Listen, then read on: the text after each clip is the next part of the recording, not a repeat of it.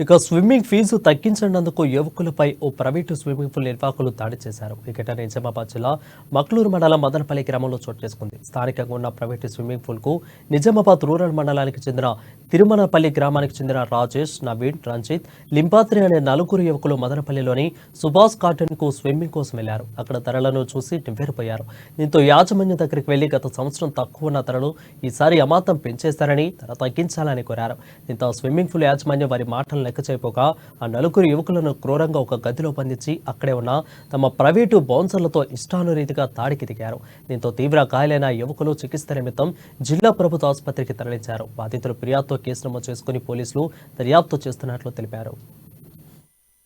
కట్టెలతోని రాడ్లతోని ఇష్టం కొట్టిరు. రాడ్లతోని ఒక 10 నుంచి 15 మంది కొట్టిరు. మొత్తం మేము అలా స్విమ్మింగ్ పూల్ ఎంజాయ్ చేయడానికి సండే వీకెండ్ ఉందని పోయినాం. విఆర్ మొత్తం ప్రైవేట్ ఎంప్లాయీస్ పోయిన తర్వాత అక్కడ ఏం చేసినంటే 500 అని చెప్పి ఇంతకుముందు పోయినప్పుడు 400 ఉండే మాకు.